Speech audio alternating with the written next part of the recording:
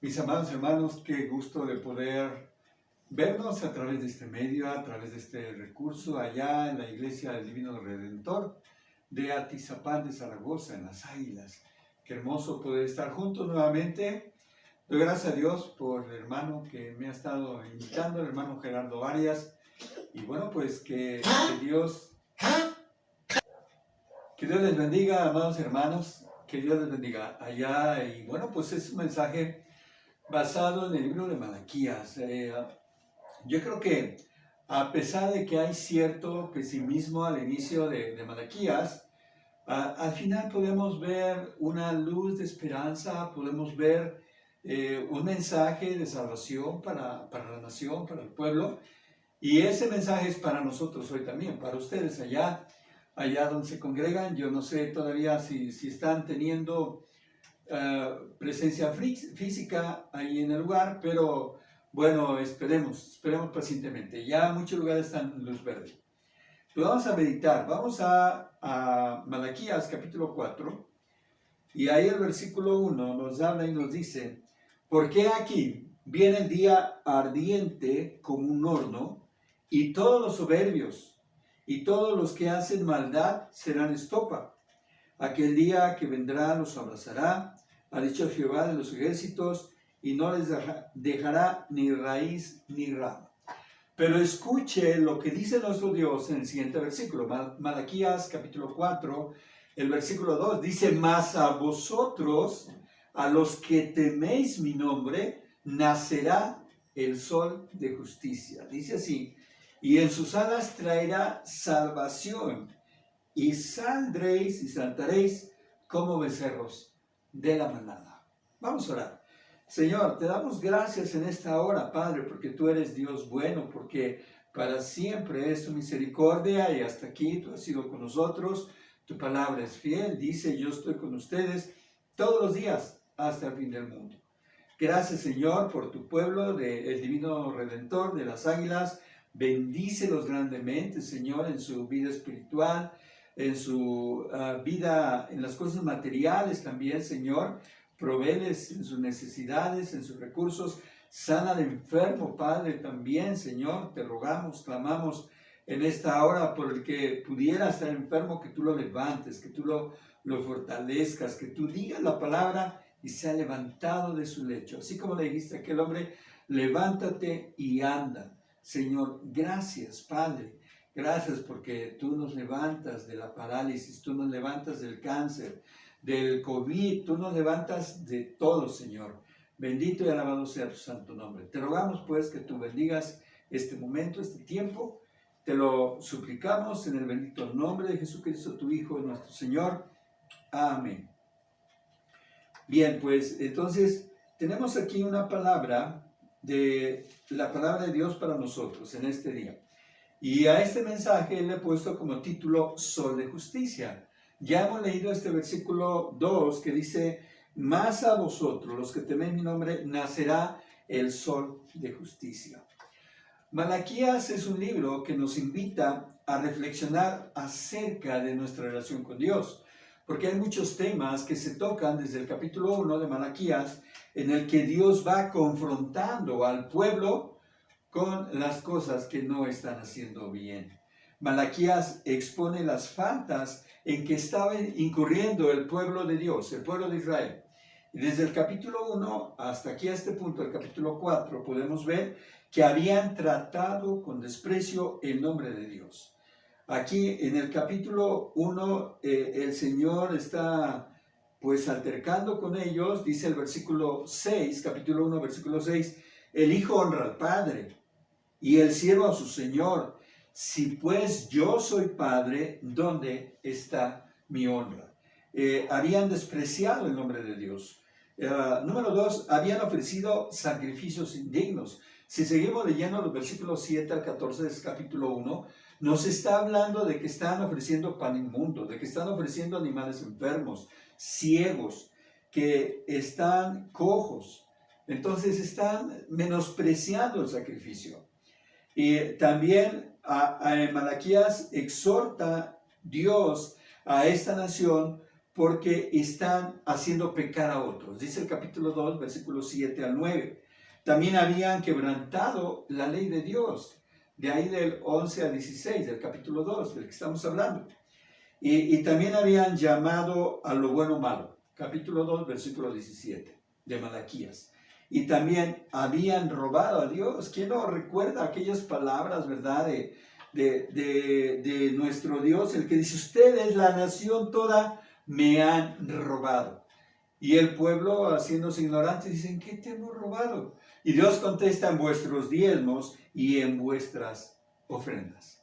Se habían vuelto arrogantes. Contra todo eso, les está hablando Dios en estos primeros 3 capítulos de Malaquías. Sin embargo, a pesar de la condición de estos israelitas, y en medio de todo, había un remanente. Había un remanente del cual se menciona ahí en Malaquías capítulo 4, dice, mas a vosotros, a los que teméis mi nombre. Sí hay hombres y mujeres que están teniendo temor de Dios, que están buscando verdaderamente a Dios.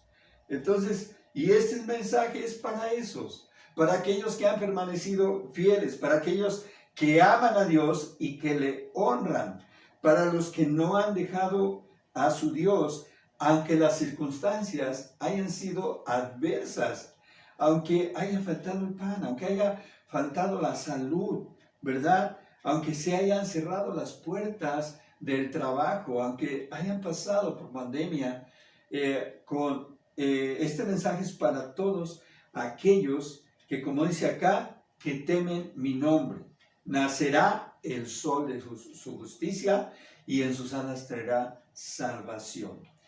Y dice el versículo 1 del capítulo 4 de Malaquías, porque aquí viene el día ardiente, o sea, hay un tiempo de juicio en el que todos los que han obrado mal recibirán su castigo. Serán como estopas, dice aquí la palabra de Dios. Pero para nosotros, para los que tememos su nombre, no será así, sino que Dios será cálido con nosotros, ¿verdad? Cálido como el sol del verano. Jesús es un sol que vino a alumbrar nuestras vidas, a dar vista a los ciegos, como dice allá en Lucas capítulo 4, a sanar a los quebrantados de corazón, para dar buenas nuevas a los pobres, para pregonar libertad a los cautivos, a poner en libertad a los oprimidos. Ese es nuestro Señor Jesucristo. Ese es el sol de justicia para nosotros. Alguien dijo alguna vez, los cristianos tenemos a nuestro favor 2 soles. Uno, el sol que sale para todos, pero otro también que es el sol de justicia. El que solo alumbra a los hijos de Dios, solo alumbra a los redimidos del Señor, ¿verdad? Los que están en Cristo. Dios ama a su pueblo a pesar de todo, a pesar de ese pecado que se describe ahí en esos primeros 3 capítulos. No todo está perdido. Malaquías capítulo 3, versículo 16 nos habla también de los que temían a Jehová, de los que son su especial tesoro. Dice aquí el versículo, capítulo 3 de Malaquías, versículo 16. Entonces los que temían a Jehová hablaron cada uno a su compañero. Dice aquí, y Jehová escuchó y oyó, y fue escrito libro de memoria delante de él para los que temen a Jehová y para los que piensan en su nombre. Dice el versículo 17 de 3 de Malaquías, y serán para mí especial tesoro, ha dicho Jehová de los ejércitos, en el día que yo actúo. O sea que este juicio de condena no es para nosotros, para los que temen a Dios, no es ese juicio del cual se narra aquí en el 4.1. Ha llegado pues el momento en nuestras vidas de despabilarnos. Si hemos estado haciendo algo de lo que se les acusa aquí a este pueblo de Dios en estos primeros 3 capítulos, tenemos que dar marcha atrás, de despabilarnos. Como dice Efesios capítulo 5, versículo 14, despiértate tú que duermes y levántate de los muertos y te alumbrará Cristo. Porque el que no está en Cristo está muerto en sus delitos y pecados, dice Romanos. Y también tenemos pues que empezar una nueva vida en Cristo, porque de Él, por Él y para Él son todas las cosas. Todo lo que hagas en todo ámbito de tu vida, ¿verdad? Tenemos que darle la gloria a Dios, a nuestro Señor y nuestro Salvador. Toda dimensión, toda esfera debe de estar gobernada, está gobernada por nuestro Señor Jesucristo, pero nosotros debemos pues estar con nuestra mente, con nuestro corazón, sirviéndoles, como es el reclamo, ¿verdad? De Jesús a aquel hombre que le preguntaba, ¿haciendo qué debo de ganar para ganar el paraíso? Amarás al Señor tu Dios con todo tu corazón, con toda tu mente y con todas tus fuerzas. Que así amemos a nuestro Dios. Que toda dimensión sea llenada de su presencia. Nuestros proyectos, nuestros planes, nuestro pasado, nuestro presente, nuestro futuro, todas las áreas de nuestra vida. Hay una historia que quiero contarles de Constantino. Constantino, como sabemos, se reconoce como aquel emperador que estableció al cristianismo como la religión oficial del imperio. Y cuando él se convirtió, hubo un cambio total en su vida, de tal manera que su visión de las cosas cambió. De tal manera que a su ejército, cuando salían a luchar, les ponía un signo cristiano, les daba banderas que llevaban signos cristianos para salir a la batalla y ganar las batallas en el nombre de Cristo. Así tú y yo tenemos que ganar las batallas en el nombre de Cristo, pero no nos tenemos que apartar de Él, no nos tenemos que soltar de su mano. Así que a partir de su conversión, la iglesia cristiana, el Estado romano, la cambió totalmente, ¿verdad? Y cuando antes perseguía Roma a la iglesia cristiana, lo sabemos, en el primer siglo, en el siglo II también, pero ya en el siglo III, cuando Constantino es emperador, en el 324, entonces hay un cambio total. Y qué bendición. Así que hoy les invito a que veamos, a que tengamos esta visión que tiene Malaquías aquí al final, porque no todo es condenación. Lean el capítulo 4 completo, está muy breve, son 6 versículos y hay esperanza, hay esperanza. Mas a vosotros los que teméis mi nombre, saldrá el sol de justicia. Tenemos que reaprender el cristianismo. No que se nos haya olvidado, sino que este tiempo de encierro a causa de la pandemia, ¿verdad?, ha congelado a muchos y el sol de justicia está en lo alto, esperando a que salgamos a su encuentro. Yo creo que damos gracias a Dios por esta experiencia. Ha sido una experiencia difícil, sí, para todos nosotros, ¿verdad? Algunos han perdido seres queridos, pero tomémonos de la mano, continuemos el camino a los que quedamos y vayamos hacia la luz, hacia la perfección, hacia la santidad. Los judíos habían sido llevados al cautiverio. Recordemos que primero es llevado el reino del norte a cautiverio por los asirios, pero 125 años después es llevado el reino del sur. Pasó un tiempecito. No fueron ni 30 ni 50, fueron 125 años. Pero entonces el reino del sur fue llevado a Babilonia por Nabucodonosor. Y él destruyó todo, destruyó el templo, destruyó las murallas, destruyó todo. Que después Esdras y Nehemías se dedican a reconstruir ya en el tiempo de Ciro, de Darío, ya porque ellos fueron conquistados, los babilonios, por los persas. Y solamente cuando Ciro es el rey de Persa, en el primer año, dice el libro de Esdras, en el primer año del reinado de Ciro, fue cuando empieza el regreso de la diáspora, el regreso del exilio. Y ellos estuvieron exiliados allá en Babilonia durante 70 años.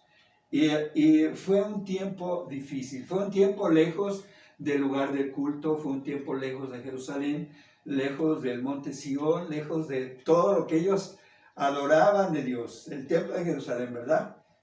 Nosotros hemos pasado 1 año y medio, poquito en comparación a esos 70 años que ellos estuvieron en el exilio, y ellos extrañaban a Dios. Vean lo que refleja el capítulo 137 de los Salmos. Y vean lo que dice ahí la palabra, porque es un tiempo de reflexión ahí para ellos. Están en el exilio y dice, junto a los ríos de Babilonia, vean, efectivamente están en el exilio en Babilonia, allí nos sentábamos y aún llorábamos, acordándonos de Sión. Sobre los sauces, en medio de ella colgábamos nuestras arpas. Ahí en los árboles de los sauces colgaban sus arpas. Dice, y los que nos habían llevado cautivos nos pedían que cantáramos. Y los que nos habían desolado nos pedían alegría diciendo, cántenos algunos de los cantos de Sión. Pero aquí tristemente fue un tiempo triste, ¿verdad? Dice, ¿cómo cantaremos cántico de Jehová en tierra de extraños? Si me olvidare de ti, oh Jerusalén, pierda mi diestra su destreza. Si me olvidase de ti, oh Jerusalén. Están pensando en aquel lugar deseable, ¿verdad? En aquel templo. También mi lengua se pega a mi paladar, si de ti no me acordare, si no enalteciere a Jerusalén como preferente asunto de mi alegría. En el exilio ellos encontraron refugio para adorar a Dios a través de la sinagoga. Es en el exilio donde empieza a surgir la sinagoga, de tal manera que ya en el tiempo de Jesús, ya en Jerusalén mismo, a pesar de que estaba el templo, pues porque fue reconstruido, aunque después fue destruido nuevamente en el año 70 después de Cristo, ahí ellos tenían sinagogas. De hecho, el Señor Jesucristo predicaba en las sinagogas, enseñaba en las sinagogas. Pablo también, siempre que llegaba a algún lugar, entraba a las sinagogas. Entonces, allá en el exilio, allí estudiaban las Escrituras y también se dieron la tarea de recopilar la Tanakh. La Tanakh, usted seguramente lo sabe, es la Torá, los 5 libros de la ley que fueron dados a Moisés, pero también los Nevim y los Ketuvim, o sea, los escritos y también los profetas mayores y los profetas menores. Entonces, fue un tiempo de reflexión, fue un tiempo en el que se constituyeron como el pueblo del libro, ¿verdad? El pueblo que estudiaba las Escrituras, que estudiaba la ley de Dios. Y después del exilio, curiosamente, no se vuelve a hablar de la razón por la que ellos fueron llevados al exilio. Ellos fueron llevados al exilio, tanto el norte como el sur, por la idolatría. Después de su regreso, si ustedes se dan cuenta, en el libro que leímos, porque ya están de regreso ellos en Malaquías, no menciona nada de idolatría. Menciona que no están siendo atentos en el culto, en la celebración de las ofrendas. Pero no menciona nada de esto la idolatría. Entonces, otro aspecto importante aquí es que entre Malaquías, que es el último libro del Antiguo Testamento, y Mateo, hay 400 años de silencio. No hubo profeta, no hay escrito nada. Bueno, hay unos libros deuterocanónicos como Primera Macabeos, Segunda Macabeos, que narran cierto periodo, más o menos del año 200 al 0 de Cristo, pero no hay en sí una voz, un profeta. No es hasta Elías, porque aquí se menciona, en Malaquías se menciona Elías al final. Dice aquí la escritura de Malaquías, en el capítulo 4, dice acá, el versículo que anuncia la venida del profeta, dice el versículo 5, Malaquías 4:5, sígalo conmigo ahí. Aquí yo os envío al profeta Elías antes que venga el día de Jehová, grande y terrible. Entonces es un Es un mensaje profético de que va a venir Juan el Bautista. Por supuesto que él no era Elías, o sea, no es Elías encarnado. No existe la reencarnación, existe la resurrección, no la reencarnación. Entonces, pero es un anuncio de un hombre que los iba a hacer reflexionar sobre su pecado, un profeta. Entonces, tenemos pues nosotros en Malaquías un mensaje, no son muchos capítulos, son 4 capítulos, un mensaje en el que se invita a los que le temen, a los que piensan en su nombre, y aquí mi bosquejo, todo esto sirva como introducción. Número 1, Malaquías invita a los que le temen, más a los que dice, más a vosotros los que temen mi nombre, nos invita, ¿verdad? Número 1, nos habla y nos exhorta y nos dice que Dios se merece lo mejor. Se merece lo mejor y debemos darlo. Aquí en el capítulo 1, versículo 10 en adelante, dice, ¿quién de vosotros hay que cierre las puertas o alumbre mi altar de balde? Yo no tengo complacencia en vosotros, dice Jehová de los ejércitos, ni de vuestra mano aceptaré ofrenda. Dios está molesto con el pueblo, porque no están haciendo lo correcto y no están adorando a Dios como se merece. Así que, número 1, adoremos a Dios, Él lo merece todo. Los sacerdotes estaban ofreciendo, dice aquí el texto, pan inmundo, animales enfermos, cuando la ley era muy clara al respecto. Y tenemos un Dios que nos provee de todas las cosas, todo es suyo, como declara Job, desnudo salí del vientre de mi madre, desnudo salir allá, Jehová dio, Jehová quitó, sea el nombre de Jehová bendito. Todo lo que tenemos es solamente por su bondad. Así es que si decides tú dar una ofrenda al Señor, hazlo con gusto, hazlo con gozo, dale lo mejor. Si tú vas a traer una ofrenda para la despensa y porque se está pidiendo para los necesitados, da lo mejor. No traigas el arroz quebradizo, no traigas el arroz que no sirve a esa despensa, no traigas el frijol más barato, no traigas el aceite más barato.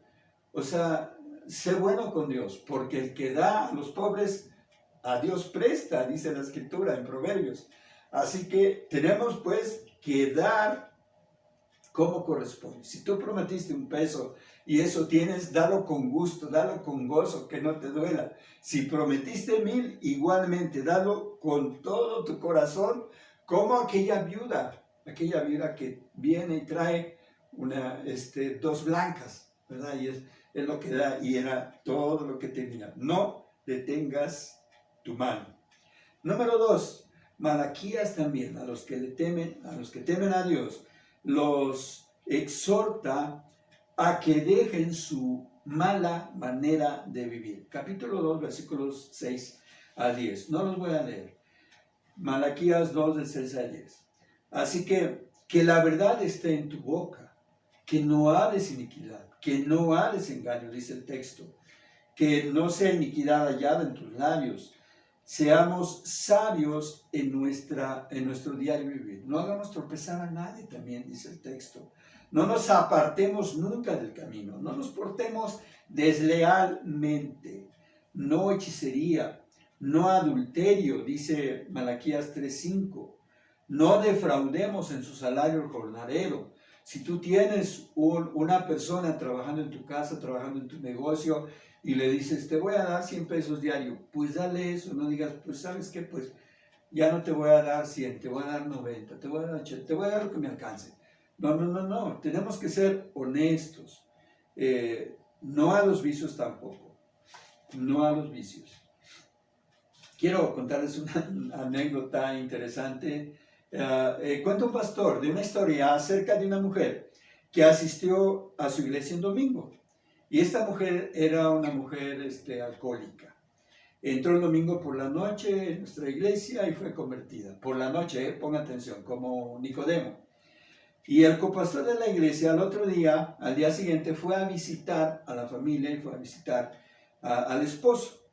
Y se dio cuenta que el esposo era un hombre muy inteligente, muy instruido, pero opuesto totalmente a la religión y muy apegado a las ideas escépticas de los ateos. Entonces, este hombre estaba disgustado por la conversión de su esposa. O sea, ¿cómo era posible que se haya convertido, no? Si él ni creía en Dios, pero bueno. Y dijo que él no tenía duda que ella iba a volver a la vida que llevaba antes. Era una alcohólica.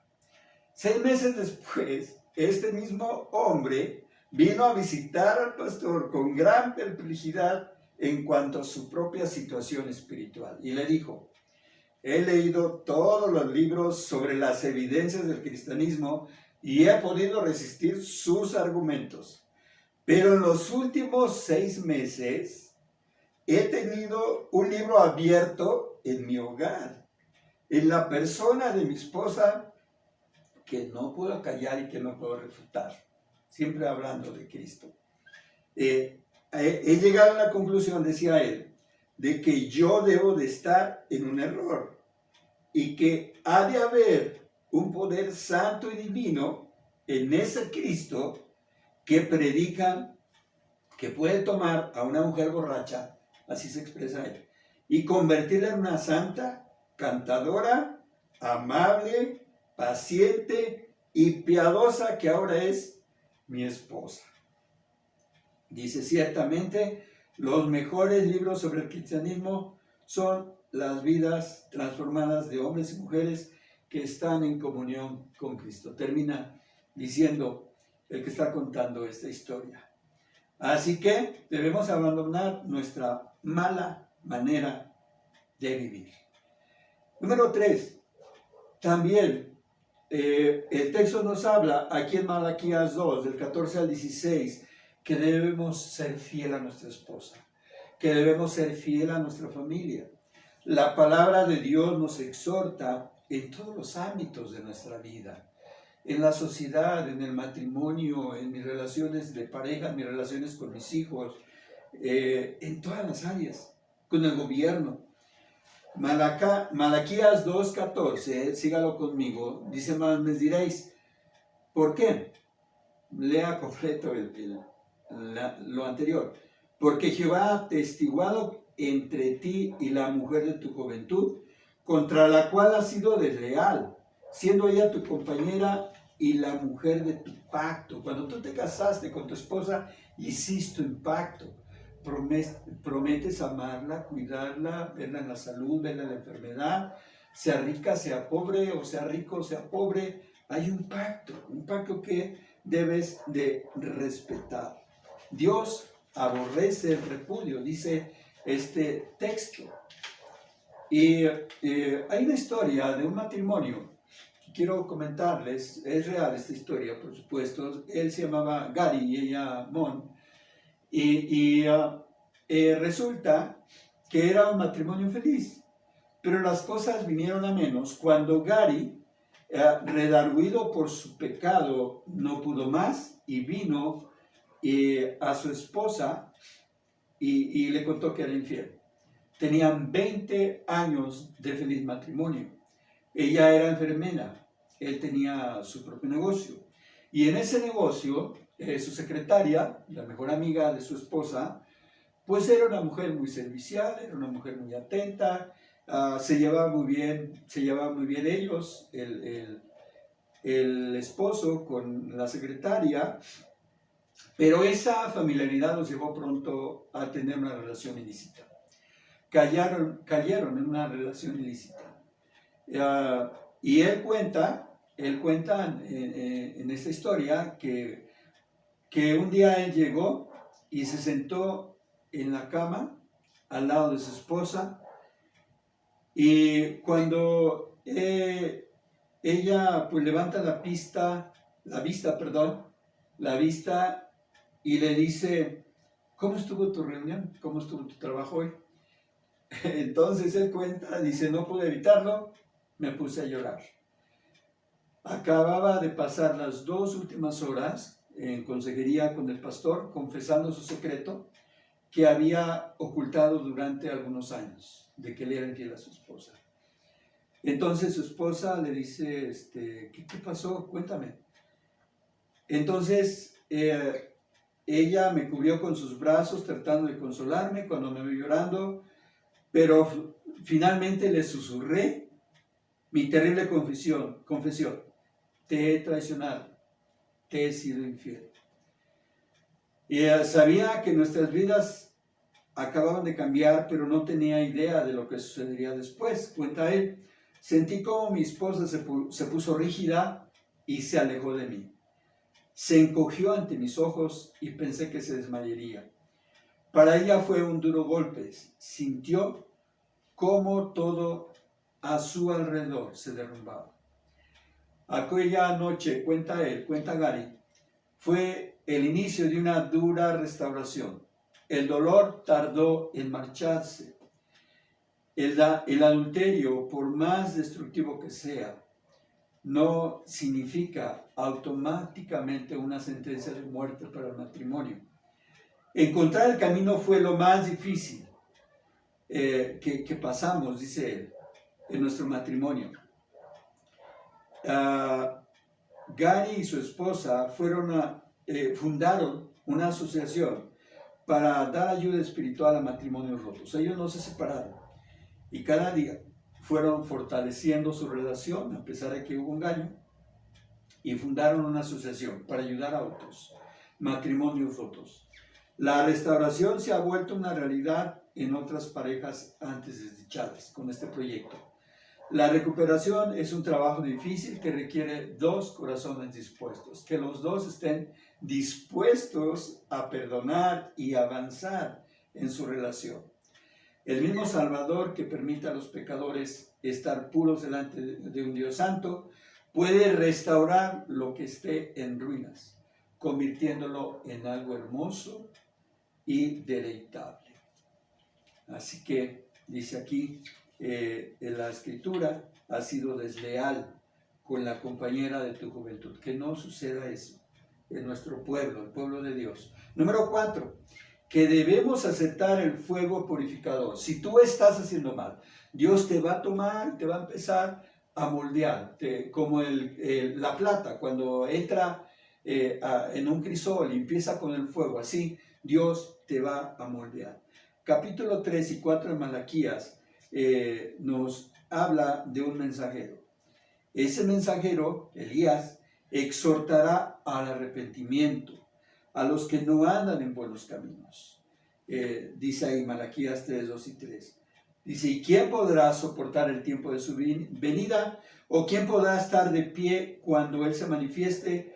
Porque Él es, dice aquí en Malaquías, como fuego purificador y como jabón de lavadores. Y se sentará para afinar y limpiar la plata, porque limpiará a los hijos de Leví, los afinará como a oro y como a plata, y traerá a Jehová ofrenda en justicia. Será necesario, una vez que hemos caído en pecado, esa purificación.